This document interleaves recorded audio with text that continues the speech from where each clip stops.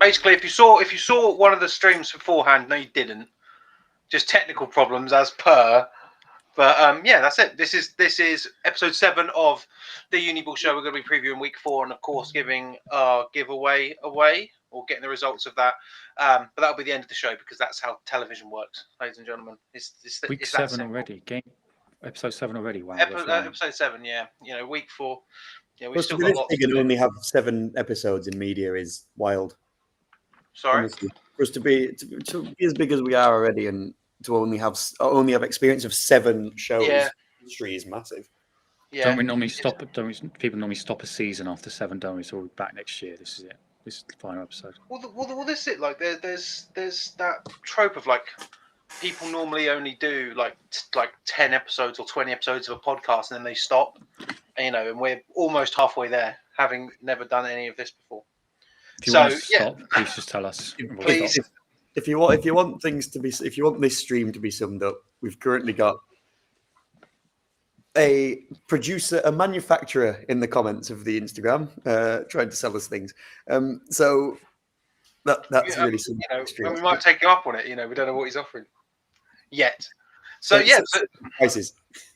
So Cam's going to come on, and he's in charge of the prize draw and everything. He's going to be on a little bit later. So for the time being, let's do what we're actually here to do. And Lincoln win everything. What? Lincoln win everything. Hull, Brunel, Bullets. That's the win. No. So we're going to talk about Uniball. Week 4 is coming our way. Some good games. There's some people making their season debuts. There's obviously Salford making their Bucks debut, which I think is going to be fairly interesting when it comes down to it. So we're going to start off with, of course, the National Premiership. Big game. Nottingham Gold versus the UE Bullets. Happening in Nottingham. From what I've been told, it is going to be behind the paywall. I think it's £5. So if you do want to, there you go. So, I mean, to be fair, if there's a game you're going to pay for, money well spent. If there's a game you're going to pay for, it's probably going to be Gold versus Bullets. If I wasn't doing Exeter versus Brunel, I would pay £5 to watch that game. You still could. But I'll be busy, and I don't really want to watch a game while I'm doing a game because I'll start talking about the game that I'm doing, the game that I'm watching, not the game I'm doing. And one just before one thing, we do have a Bafra news flash. Oh, do we? Well, it's from the 29th of October, but I can hear. There's a blinder. There's an absolute blinder already. Okay, right. Let me clear it first. Let me clear it because I don't know what's on the Bafra news flash, but I need to be able to clear it because I don't want anything too detrimental to the sport getting out. Please, Jamie, if that's okay. Of course, it's not a disciplinary one. Oh, okay. I know that there's. Oh, is it? Oh, were we both thinking the same one? What team is it? I don't know. Glasgow. Yeah. What does that mean? What's the stake? One stake. So it's Glasgow University Tigers. One stake was very short, and that's it. I don't know what that means. Anyone knows what a stake is in terms of? I'm guessing they mean like the pylon. Yeah, like the end zone pylons. Yeah, and one of them was deflated. Oh, okay. What? What? Are you not happy with something? No, it just confuses me. Like what? Swansea Titans, 90-yard field. Now, I didn't go through it. They're missing half a chain pole. Right. Okay. Brilliant. But okay, let's get back to the games itself. Nottingham versus UE Bullets. Do you think the Gold have got any sort of chance? Obviously, both teams coming in winning records. Do you think it's going to be the same as the last time these two teams met for the first time last season, with Nottingham squeaking out a win? No. Oh, good No. chat. That right. On to the next game.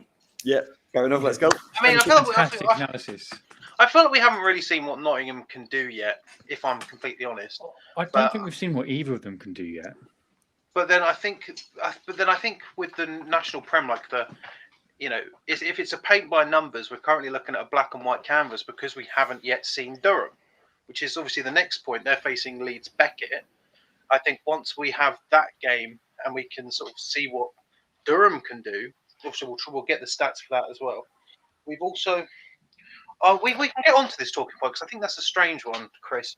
Been told that you're not allowed to wear Guardian caps for safety. I think that's a weird one. Guardian caps have apparently been proven to not actually make a difference. Well, how would it negatively Science. impact them then? So why would it be? Why have they banned it? Have you seen the size of some of these Uniball players? It look like a bobblehead running around with that on their head as well. No, that's true. They would do, but Just going to fall over. It's This little running back just fall over on a stretch right because it can't. It's one of these things where we could say that like the NFL's safety measures, but why we've not following along with specifically what the top level's doing is what I don't get. Like even if there's a small percent chance it reduces concussions, I can't imagine that the NFL spent all that money and there's a 0% chance that it reduces concussions. First things first, we got to get those Rawlings helmets out of this sport. Yeah, I'm still seeing teams running around with them. Guardian caps. Where we draw the line. The Guardian cap. Yeah, to be fair, we can't be talking about the legitimacy of Guardian caps when there are Rawlings impulses still floating about. Just disclaimer: this isn't us having a go at Bafra. No, it's not. It's just an interesting thought. I saw it this week. It's that they've not been tested, so they're not signed off. Well, I wonder who like the head of American football safety is in this country. Like that, like is it an official title? Can we bring them on board? Well, I'm sure. Well, there must be surely. Because isn't it like Virginia Tech do it all for the NFL? Is there a university that does it for? How do you think that came about? Do you think Virginia Tech was just like? NFL chief medical officer sent an email out earlier saying that the NFL saw nearly a 50% reduction in preseason practice concussion for players positioned wearing Guardian caps when compared to the 3 preseasons. Guardian cap mandate was introduced. Oh, here we go. See, you can always rely on Dave Gibbs to come in with the actual facts and figures. Yeah. I think whoever is the head of Britball health and safety waffle. This what I don't understand is I can understand if there's not been tested in like British circles, but surely if the NFL have tested it, like I don't think anyone's getting hit with NFL levels of force, maybe unless you go up against the Bullets. I was going to say, are you or David Moore the third runs through you, like yeah. A Guardian cap wasn't saving that poor man. There's so many good ones in that game, right? Let's get back to it. So Nottingham versus the Bullets. I think it. How bad do you think it's going to be? When you say bad, what are you trying to say? You think that Bullets going to run away with it? Well, this is it. Well, we've all said Bullets are going to win. Bullets going to win, but I think it will be a close game. How close? That's what I'm asking.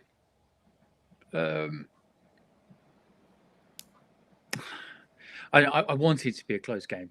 Yeah. Yeah, it's the same as the finals where everyone goes, we really want it to be a really good game. And then Durham get annihilated. Like, I don't know if I just don't see it. I know that I said the other week that I didn't think UE would be as good. I think they're more of a well-rounded team this year. And I think the fact that they've got O-linemen scoring, receiving touchdowns really shows just what's going on there at the moment, in that they haven't really got into second gear. I mean, that's sort of how I feel about it, is that it doesn't seem like any of these national Prem teams have been able to get out of it because, Nottingham have faced, Beckett and Loughborough, and UE much of the same. Not to, I've made my feelings on Loughborough and Beckett quite clear, but until they start having these matchups between, the top 3, obviously with Durham now being quote unquote the wild card because they haven't played yet, I think that's when it's going to start being interesting. I mean, we'll get back onto this Guardian cap thing. Is that Lancashire have Guardian caps, and I saw the study about it not reducing concussions significantly. But if there's a 1% chance it helps, I'll take it. That's Sam Bloomfield. I completely agree with Sam. I completely agree with Sam Bloomfield. A, no one's referencing their papers here, so do better. B, how much money have you got at Lancashire? Where's it coming from? Unis are going broke, and it's because you're buying Guardian caps, Boomer. No, it's not. Why are you giving grief to the Rams? You know, this is cope. This is cope that you play on a field that has got mushrooms growing on it. Listen, yeah. SJ's saying this like they're not paying David Moore III big money to come over. Nothing. Zero. Zero. All right, okay. Durham versus Beckett. This is going to be... It's going to be rough for Beckett, I think, because Durham would be making a lot of noise this week. This has got a lot of people running around being like, oh, look how many they've got. Yeah, but it all depends if they can put them together. I mean, that's the key part which people are missing with these Americans is you got to put them together. I've no doubt Durham can do that. I mean, they're not a program that's... They've done this videos before. Yeah. Jealousy. I am jealous. I am. But Jamie, Jamie, I do think this is going to be a strange one. That you've jumped off the Durham train and suddenly, yeah, you're back on it. I think you can't be on it until at least Monday, after they've gone, because you have said publicly that you've gone. Maybe not. I'm not going to back Durham this year. No, but I've said I'm not going to back them to go the whole way. Is what I said. If only they knew, brother. That's it. I just so just on the comment of what you said, and I'm going to try and bring it back a little bit on the comment about can they make the Americans mold together if they've all come together. And if they're still running away in which it was when I had interactions with them on a closer level with us doing training camps and stuff, they will not have let it get to it where it was like, oh well, it's really last minute and they're all American, so we'll let them just come in whenever they want. They'll have been training together for a substantial amount of time and they'll have got them in early. It's a really well drilled, and obviously this is common sense with it being a national side, but they are really, really well organised behind the scenes in terms of their American football. And I just don't see there not being that cohesion. We've said it several weeks in a row. Leeds doesn't feel like there's a lot of cohesion there. It feels like it's a load of individuals. I just can't see that being the case with Durham. Most of them will probably be playing lacrosse together as well. Yeah, I mean, I don't know about the lacrosse bit, but I do agree that I think Durham are going to be able to, lend it all a bit closer together. So if we move on to the Prem North, Northumbria versus Warwick. Obviously, Northumbria winning against Leeds, losing against NTU last week. Warwick only played one game, did beat NTU. Do we think this is the time for the Wolves to really stamp their foot down as the reigning champions of the Prem North? So this is one of the boys at Warwick pointed out to me. This is the first time I've backed Warwick since they came into the Prem. I've never backed them. I think Northumbria are looking up. Clearly, things have changed there. What's this man? And I think Warwick will just continue to put their foot down. But that league is closer than I think any of us thought it would be. Yeah, I think that's fair. I mean, I'm interested to see what Newcastle can do once they've played some more games. Obviously, coming out and beating Leeds in week 1, they have got the space and time to really gel a bit more. But I think Newcastle's inclusion in that league is going to be interesting. But I do think Warwick. This is the game where we can say that Warwick can go, hey, we are the reigning champions, and we're not going to let that go. So moving on to the Prem South, Cardiff versus SGS. The Wolfpacker in the comments. The Wolfpacker here. Come on. How are we, my bride?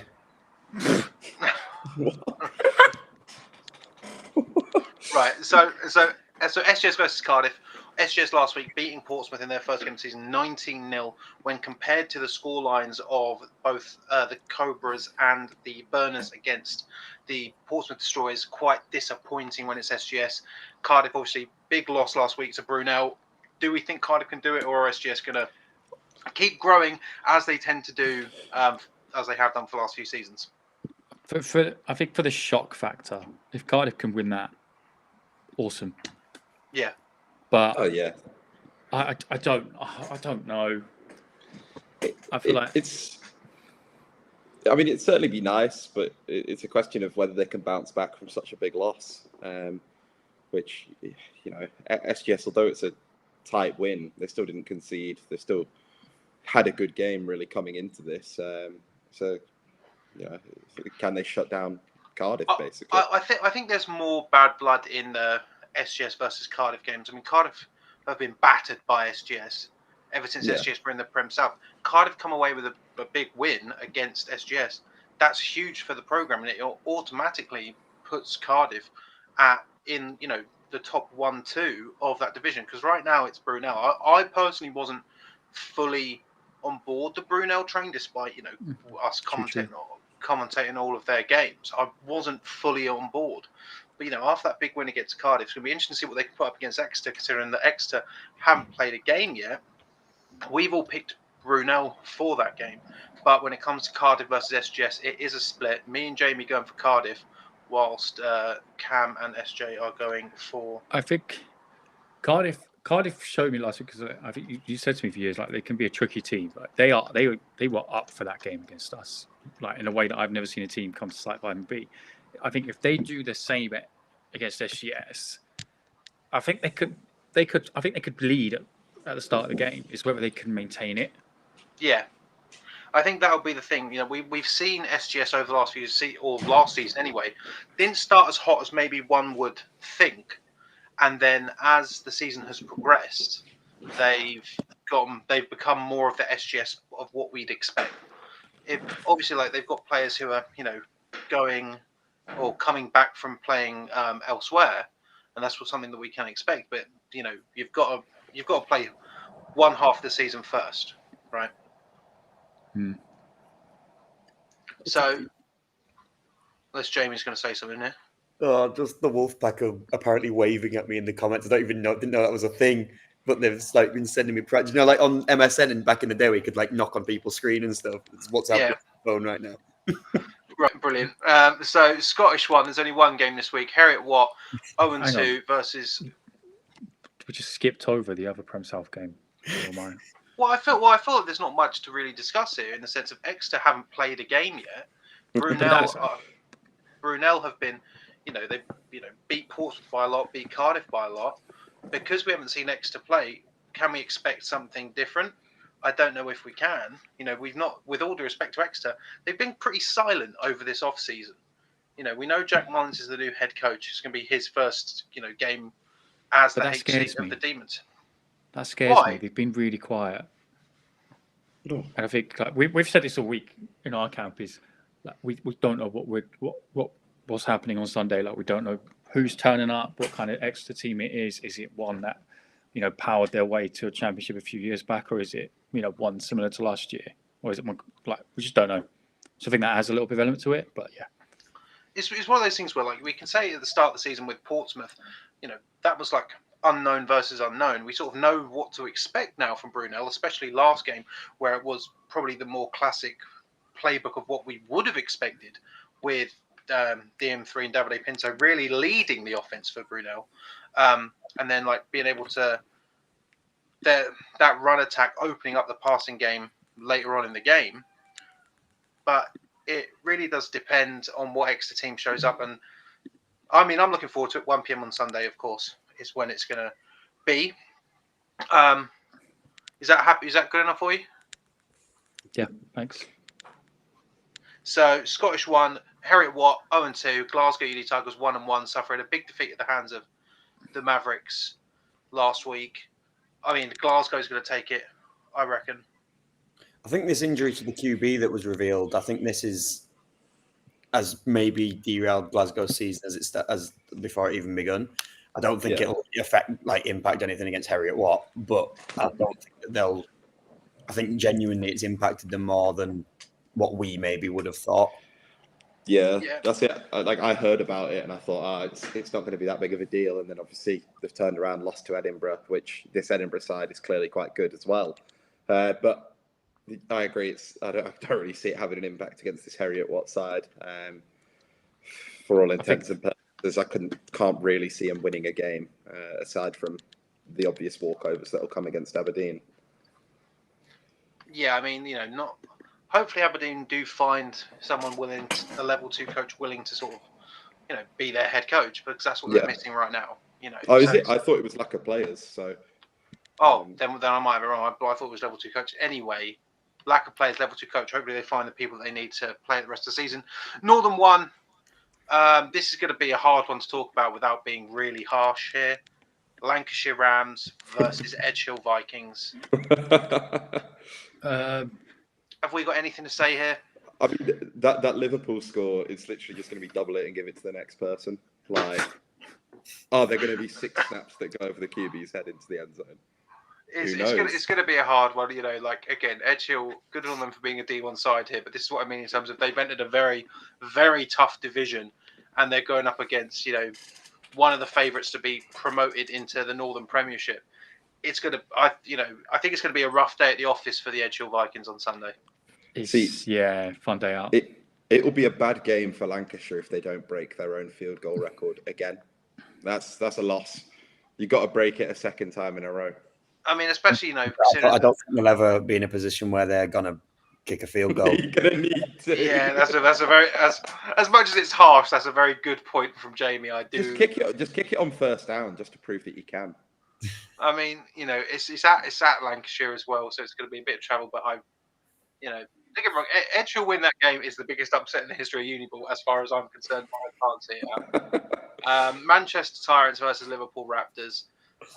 Obviously, Manchester had a big comeback victory against MMU last week. Liverpool 55-0 loss to the Rams. Tyrants. They need to try and turn it around here. Yeah, I mean, obviously, Rams was different gravy, and I think Manchester Tyrants. They sort of go in and out, I feel like, of being a team that could very much make an impact come the post-season. I know we're only in week 4, but, I mean, Liverpool could do some damage here to the championship aspirations of the Tyrants. But Raptors get their first points of the season, and they get 2. My prediction. They get a safety. That's a rogue prediction, but if it comes off, amazing. I mean, I don't have much to say about this. I think Tyrants are going to have this one. I think it won't be 55-0, but I think it will be still quite difficult. Obviously, Tyrants turned up in the second half of their game against MMU last week. Classic sort of thing. You just need to switch on from the start. I think the Tyrants will be able to do that, considering they almost lost to their Manchester Derby rivals. So in the Midlands One, unless someone's going to say something else. I was going to ask now, even now, do you think that 2 go down from the Midlands or 2 go down from the North here? Because it's a question of which.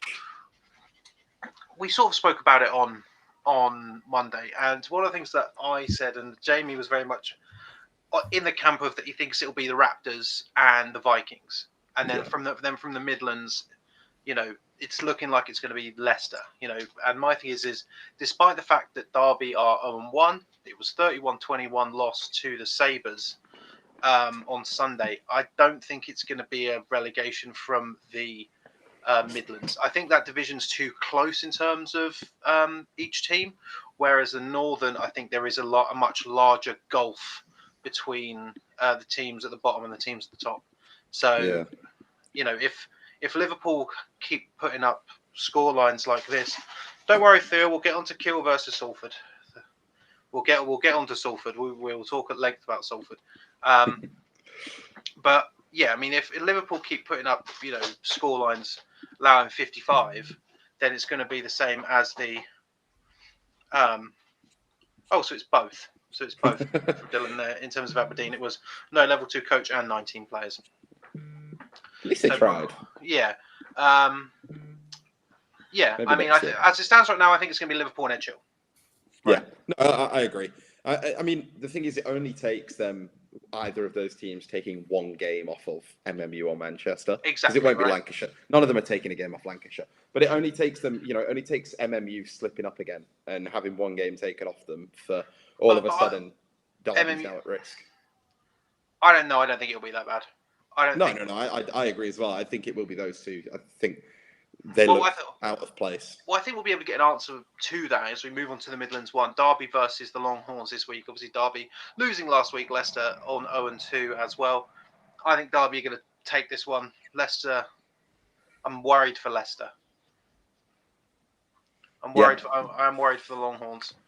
Yeah, I think Sheffield and Derby have come up and they're just too good for Leicester to compete with, really. Leicester, obviously, going up to Div 1, 2? Well, they went up after my first year, so went up 2 years ago. Yeah. Now. So, a 2-year stint in Div 1, they've held their own, they've been solid, survived last year, made playoffs last year. Not something to sniff at, but Sheffield and Derby have come up and they're just better teams, really. That's it. That's the thing. When you have two teams go up and they are, the two teams that made the Northern Div 2 final, that's you can't sniff at either of those teams. But then moving I think it's on. also a thing with Sheffield where it felt like Sheffield were never a Div 2 team anyway. Yeah. Like from the get go, like they came straight back up. Mm.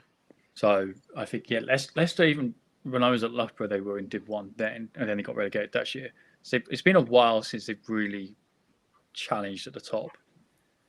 But yeah.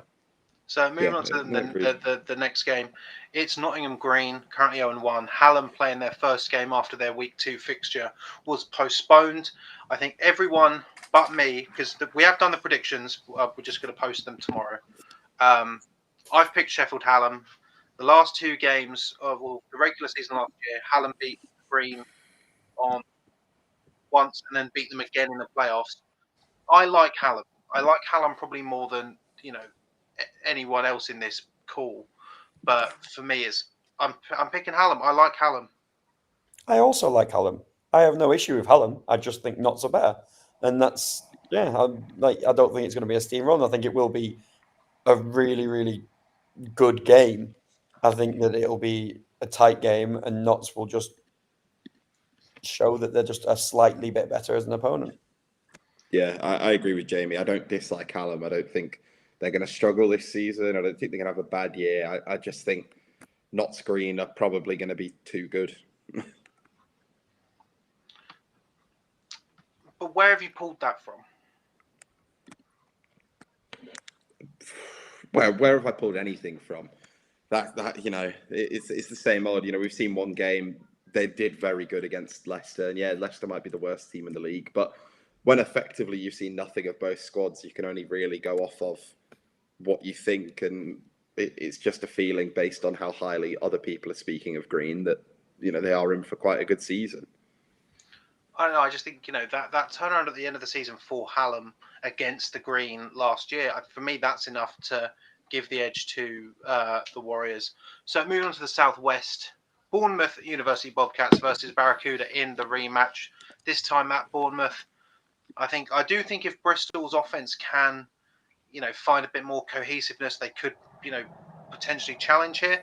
Defense was good last week, but I mean, I'm gonna have to lean on the side of the Bobcats. Yeah, I think Bournemouth will just do what they've done the last two games, but I think it'll be closer than it was the first time around. I agree. But yeah, I mean, Bournemouth, when the game we went to watch, nothing really happened for second, third quarter. Yeah. But then they can turn it on when they need to. I think obviously if they beat Bristol, it's pretty. I'd say it's pretty likely they'll go unbeaten. Yeah, See, I think. I don't know if this is unpopular, but I don't think Bournemouth, at least results-wise, have looked as strong as they kind of should be on paper. What is it? Bath put up 21 on them? I think it's 13. Yeah, but no, I think 13 or 21, but still, like. I think we've said. I think Bournemouth don't seem as dominant as they did last year. Yeah, that's it. That's what I meant. Sorry. Yeah, that team last year was ridiculous. The team this year is still very, very good. But yeah, like I said before, it took a Burners team that had to throw everything at them to win, to stop them. But yeah, again, they're still my team. They're still my team in the South to go up. Yeah, I mean, like there's some other teams. Obviously, Kent's floating around. I think obviously we discussed on the show on Monday that come the Southern One, obviously we'll get on to Bees versus Stags. If Brooks beat Brum on Saturday, I think we have to start talking about Oxford Brooks in this promotion conversation, but we'll get on to that. Killer Bees versus Stags. Good game, I think. I think it'll be a good game. I think think they're fairly on the same tier, to be honest. I think that's fair. I think we've all gone for the Stags, but I mean, Killer Bees putting 13 on Bournemouth. That's not an easy feat. But for me, I do think that the Stags are just a team that, unfortunately, I think they've fallen into that gatekeeper role in the Southwest One. And I think you've got Bristol and Bournemouth above them, and you've got Plymouth and Bath below them. I think it's as simple as that. I think Southampton could very well make the playoffs, but I can't see much else for the Stags. That's just my clairvoyant prediction of the season for the Stags. Yeah, I think if they can beat Bath, then they're in a very good spot. It's a weird one because we're thinking, okay, these are guys that will finish second and third, but hilariously, these are teams that are challenging for the top. When you think about it, yes, that is true. Yeah. So but I think I went Stags on this one. Yeah, I think we all went Stags. I think this might have been so. the hardest game for me to pick this week, to be honest. Not because it's like some ridiculous clash of the Titans, but I don't see much difference in the two of them. I thought Bath had a pretty good performance against Bournemouth despite the loss, and I thought obviously the Stags fairly dominantly. What was it? 2-score victory against Plymouth, but I believe so. If Plymouth are as, I guess you would argue that Plymouth at the minute are favourites to be relegated. If Plymouth are as weak as you want to believe they are, you would think maybe Southampton should have had a more dominant win. But at the same time, you don't know. This is it. I'm interested to see what Plymouth can do. Obviously, like they had a hard road to sort of even get promoted in the first place. A very early win over the Bullets 2s last year really helped. That was the rocket fuel in their particular tank. But I'm unsure here. But I do agree with you, Cam, that it is going to be a close game. It's going to be a close game, and we've all gone for Southampton. So moving on to the Southeast, I think a game that could potentially be a bit of a sleeper game for, a game of the week situation here. After Brighton, 43-0 against UCL last week, going up against the Kent Falcons at home, Brighton win this game, and again, they're a team that immediately shoot up into promotion winning conversation, but against a very strong Kent Falcons team. This is the game that, in my opinion, by the end of this weekend, I might be able to firmly say who I think will be the top dog in those three divisions. Yeah. If the winner of this game, Kent versus Brighton, is my top one in that division. I'd agree. I think KCL were a good team, but I think the other two are better. I've gone Brighton, haven't I? And you have. I've just, considering this time last week we were speaking about Brighton, and I was like, I'm a little bit worried. They've had all the coaching changes. It didn't look great last year. Everything. To flip that in a week, to me, is like, whoa. So I think that they'll keep it going. And that was a very, very impressive victory. Like a very impressive victory. And we can go, well, it wasn't against the strongest of opponents. To go and put 43 points on anyone isn't. Yeah, I agree with that. But I wouldn't even say that UCL are, a massively weak team. I wouldn't say that they're weak by any means. So to put 43 on them is impressive. And was it Kent's win came via walkover over Kingston, if I recall correctly. I'm going to look at SJ here. Yeah. So Kent haven't played a game yet, but I think it's going to be an interesting one. And I do agree that it could very well be for the Southeast theoretical title. So moving on to the Southern one, we'll go with the Lancers versus the Hurricanes. Both teams 0-1. Mental. Are we worried about the Lancers? Yeah. Yeah? No. Because UEA are in that division with them. Well, yeah. However, obviously, all it takes is one loss to UEA, and then you've got to be really worried. Yeah. Because I don't think there's an argument that can be made that the division isn't between those two now. It literally is UEA or Oxford go down. Like, there is no world now where Brooks, Hearts, or Birmingham go down, I think. No, but only a few people that did our pre-season predictions. I think maybe one or two had Oxford Brooks being relegated, which even back then I thought was a bit of a crazy thing to suggest. I think it's a thing of when you see a team come up where you can tell that they're well put together. There's a lot behind them. There's a lot of momentum. You know they're not going to go back down. Yeah. Yeah, I think momentum in Division 1, especially in that first year in it, really keeps you going. Outside of, I think, Brunel and SGS, they've got the longest win streak currently at Brooks. Yeah, it's going to be an interesting one, especially when you consider that. Because what is it like? Sheffield, they went undefeated last year. They've picked up some wins. It's Brunel, and you can't even say Uwe. You can't even say Uwe, can you? Because of the loss to Nottingham Green earlier in the season last year. You got Chichester. Chichester are undefeated. It's not the same. Not the same. Not the same. No, they're not. Didn't they lose? They lost to Sussex in week 2. Oh, they did. Sorry. Okay. There's an unbeaten streak. I can't believe we forgot about that. No, only you forgot about that, mate. Only you forgot about that. I was too tied up in the Chichester hype. I think I went with. Did I go with Hearts in that game, or did I go with Oxford? I think we've all gone with Hearts.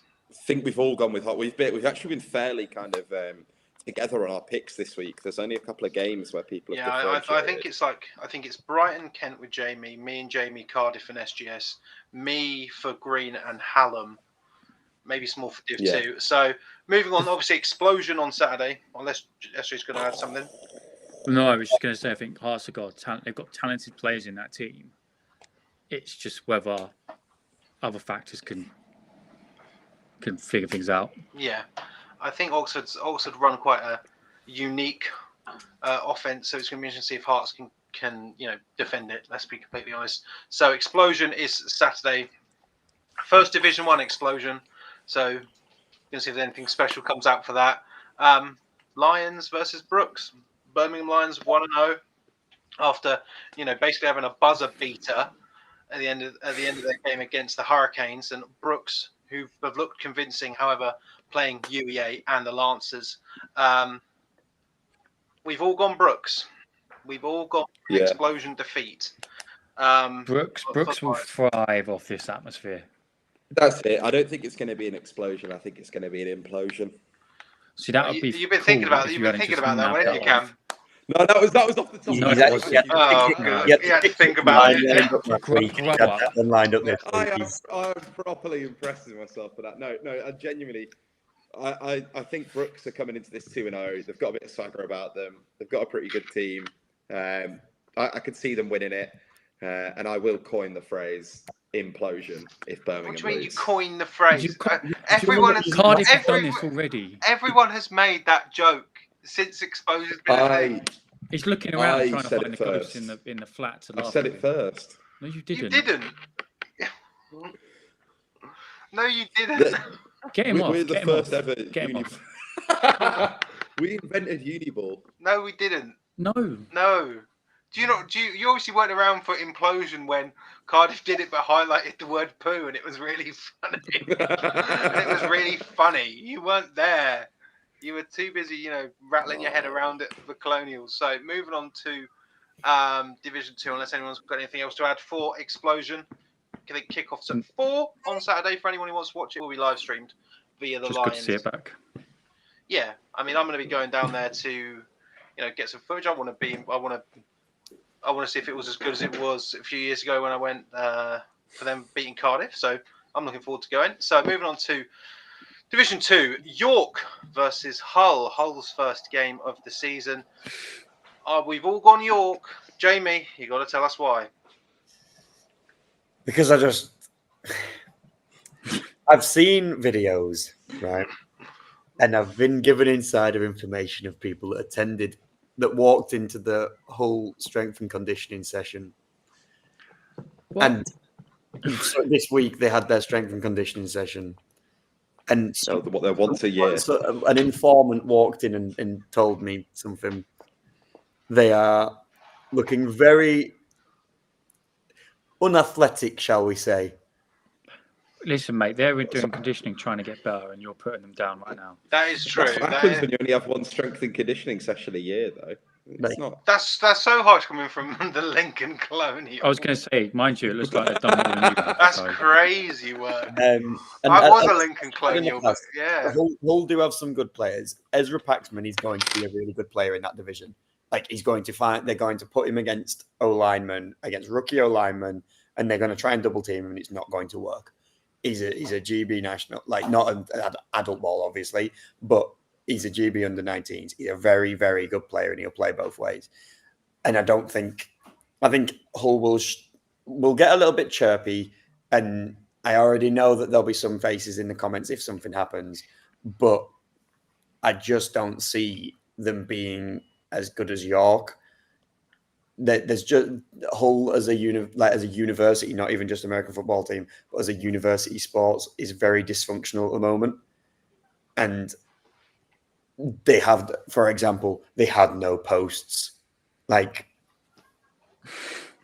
I also know that it's going on a little bit of a more, like, this is a more serious note. It's a very important game for York because of the sad passing of one of their old DCs, and they're doing a lot of tributes to them. So it's an emotional game, and I think that will spur a lot of them on as well. Yeah, and that's something which I do think will play into it a little bit because it's a really big and important game for them. Because obviously they had the sad news, which was not very nice. Former DC of mine at Scunthorpe Alphas as well, but. Yeah, I think that will also play a part in that game. Yeah, I think we've all gone for York as well. So moving on, and we'll get on to Salford last, I think, because I'm sure we've all got things to say. So down finally, the Coventry University Jets are playing Division 2 football, where I'd argue they have belonged for a fair few years now. Their first game is going to be... That's not a harsh thing. I think the Coventry should have been relegated so that they can actually recharge and get better. I've stood by that for the last 2 or 3 years. They're playing the Cambridge Pythons.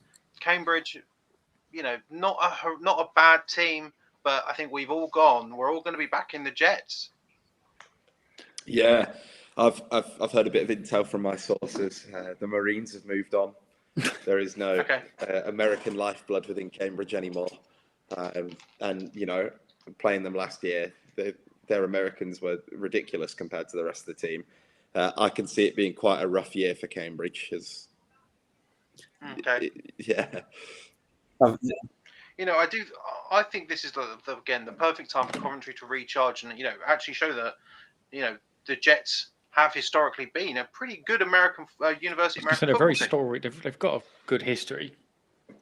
They have got good history. They've got a good coaching staff this year. They've brought in some Tamworth Phoenix guys. I think there's a former Colonial coaching O-line there.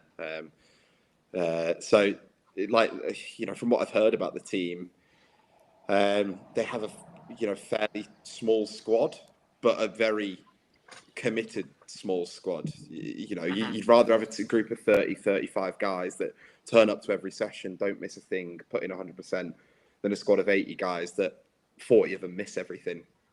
So I don't think having 30 odd players in Div 2 is a detriment. If anything, I'd argue it's probably better if they're all properly committed 30 guys and they're all out there training. So I'm excited to see what they do. I hope they do well, obviously, with Jonah on the O-line coaching staff. But that's it. I think from what I've heard about Cambridge, from what I've heard about Cov's probably in the better spot. There also might be some sort of like Deflategate type thing with Coventry Jets Depth Chart Sports branded game balls, which we've still not received a thank you for. But that'll be incredible. It'll be an incredible. Jamie hasn't received. It'll be an incredible. Not us. And their photographer captures a picture of them spinning the ball, and it's the Depth Chart Sports logo. Yeah, thanks for that, Jamie. So the other game, ARU, they're at 1-0 on the season versus DMU. Do you think DMU can actually draw anything back this year? Absolutely not. Okay. Why? Well, for one, they didn't even finish out the season last year. They've walked over all their league games to go play a friendly scrimmage against Salford. You know, they told every other team in Div 2 that they couldn't field a full roster, and then went and played a game against Salford the week afterwards, where they lost, by the way. And it wasn't a pretty loss. I liked DMU last year. I was quite good friends with the president, but she's gone now, and so is a lot of their core. I don't think recruitment's gone very well for them. They're still very much hounding we need people. We need people badly. They're very much on the whole. Come join us. It's not too late. And I don't see that from teams that aren't in desperate need of players. Aberdeen and Bangor. No, I disagree. I think you do sometimes. It can go both ways. And the best teams will always be looking to recruit. I get what you mean. Yeah, I agree with that. But I don't think DMU is one of the best teams that is always looking to recruit. No, but I'm saying it can go both ways. That's what I'm saying. Yeah. No. Understandable. But, their coaching staff has always been fairly light. Let's face it, coaches would rather go coach at Leicester. It's the unfortunate kind of reality. There's a better uni, a better team in the city. They've always been fairly light, and I think that's the case again this year. I think they lost coaches and didn't add any more. And they've always, at least recently, had a bit of struggle in recruiting. It's 3 years ago when we first played them. It was a great contest. Lincoln and DMU had a couple of really good games, but over the past 2 years, they've not replaced what has graduated. And I think it's going to keep hitting them hard. I think they're going to be the worst team in the Midlands. Yep, fair enough. So moving on to the South East 2. This is actually another game that we are actually split on. The 1-0 Imperial Immortals versus the Essex Blades. They have been relegated, and they'll be taking on the Imperial Immortals. A game that was, very much contested in the South East 1. Not too many years ago. Blades have come down. Imperial beat QMBL by 1. I've gone for the Blades. I think the Blades are going to be able to put something together here. They're not a bad squad. Imperial did only beat QMBL by 1. Wouldn't surprise me here to see the Blades pick up the victory and really shake up the South East 2. Yeah, I picked the Blades as well. I think it's a bit of an unknown quantity. I did pick the Blades, didn't I? No, you picked. Did I not? Imperial. I picked Imperial because if they can beat the almighty QMBL, then they're front runners other than City Wolfpack.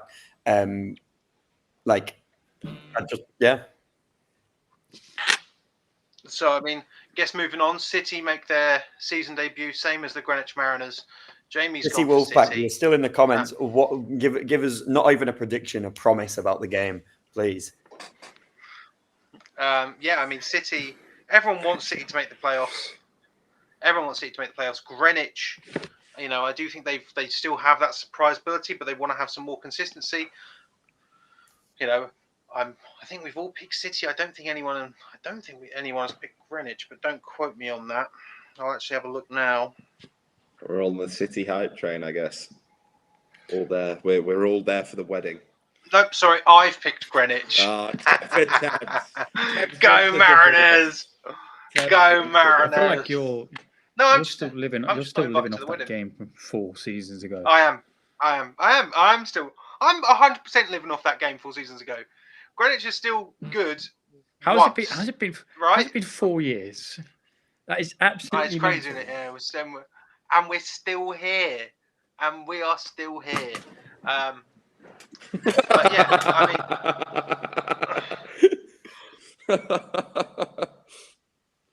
good. The point. I like it. Tebs, we don't know. Yeah, fair enough. Yeah, I've gone for Greenwich. I think Greenwich can do it. Again, I'd like to see City do it, but I think Greenwich, and more technically the best team out of the two. So Southern 2, Holloway versus Solent. 0-1 Royal Holloway Bears suffering a big defeat at the hands of the Reading Knights in week 2. Red Hawks making their season debut after they had one postponement. Hopefully the game gets played. Let's be real. But I think Jamie, you've gone for Solent. Yep. Yeah, you have. Why? Because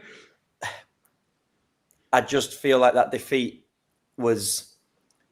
If you're getting. I need to find a way so we don't get done for an expletive tag. If you're getting steamrolled, shall we say, by Reading, No. I'm not having no, these. Reading No. scored no. 6 points in No, 4 no, seasons. no. Yeah. No, this is terrible. Reading are an actual like good side. When was the last time In Solent Div 2. won a game? Didn't Solent lose to Chichester? They did lose to Well, Chichester there we last go. year. Who cares? It's- You it's- can't lose to Chichester and then come out next year and go, I'm a serious team. When was the last time Griffins won a game? He's got you there. But we don't lose to Chichester. We lose to Northumbria and Newcastle. That's better. Yeah, and L's and L's. Yeah. You lost the 2 games that probably were your most winnable ones. So, Div 1 calls, mate. Wow, that took a sharp turn for defending the honour of the Royal Holloway There Bears. you go. Good I didn't know we were also high on the Solent Thrashers. Like, gosh. The Solent No, Thrashers. Red Hawks What, they're in squad. Uniball. What's going on here? Yeah, Sorry, mate. I take the Thrashers to beat the Bears. Where is 100%. Solent? Yeah. Southampton. Is it? We had this That is discussion why the last university year, is brother. called Southampton Solent Redhawks. I didn't know that. I just thought it was Solent Redhawks. Sorry. We've had this.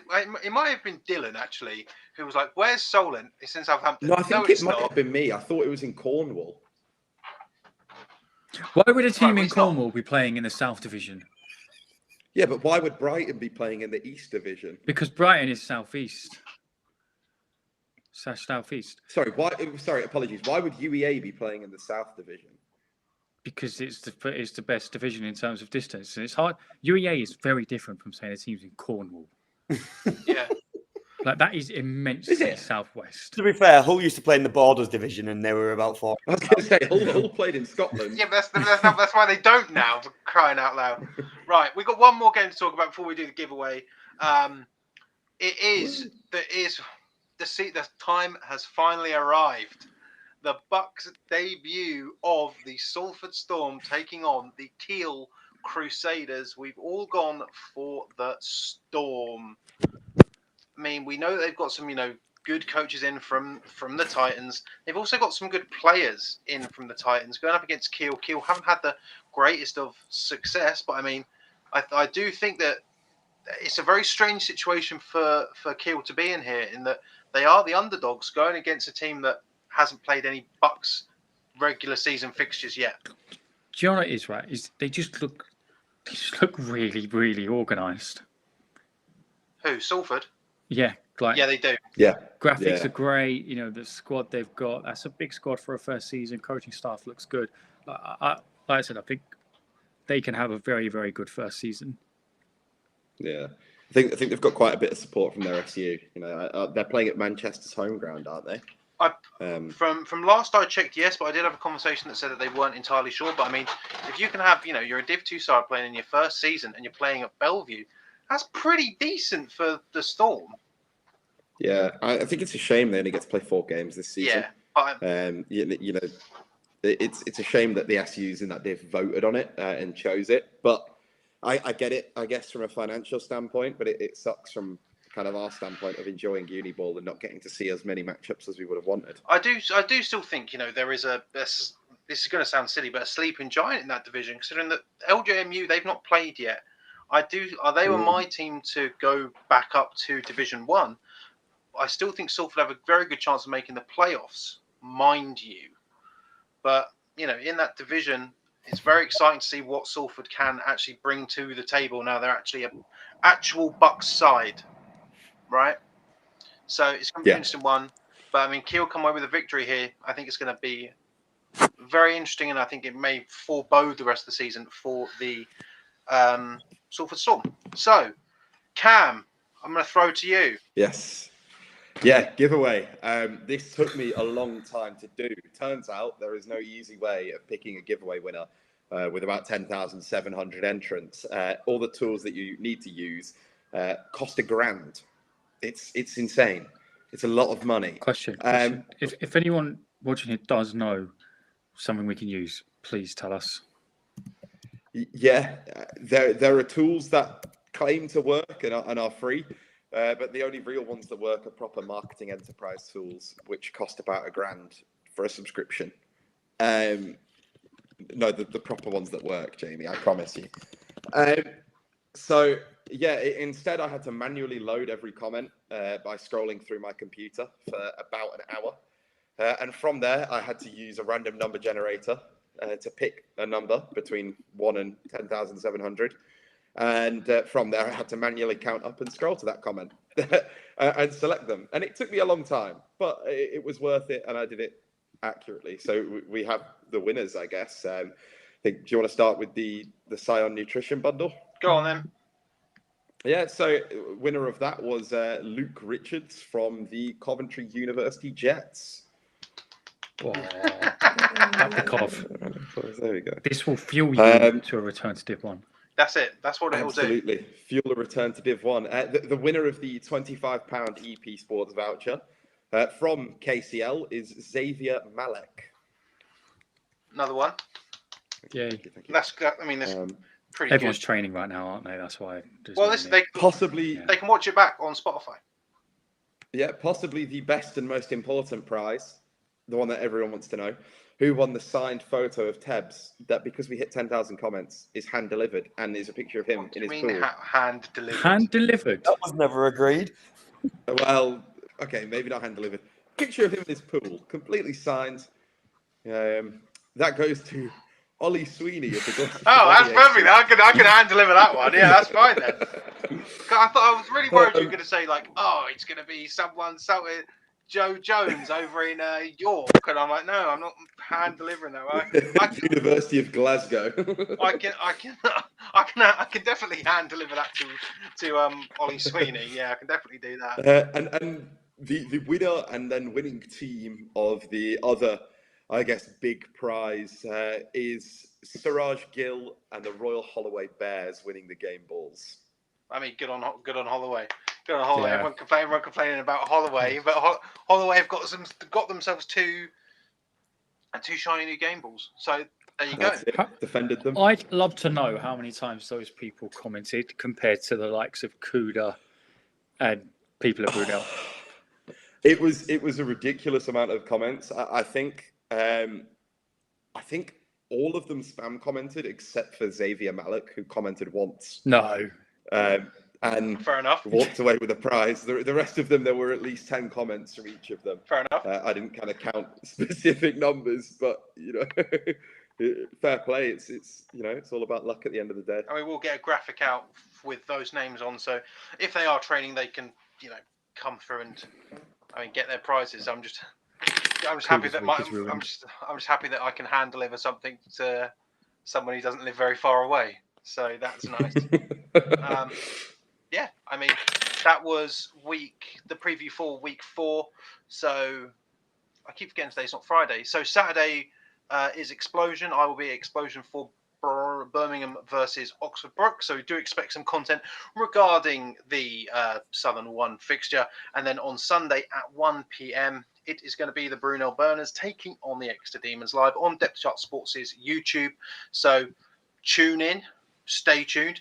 We're going to have lots more content because my time management skills have been poor. So we'll have lots tomorrow. That's it. Thank you very much for joining us. And congratulations to the winners of our competition.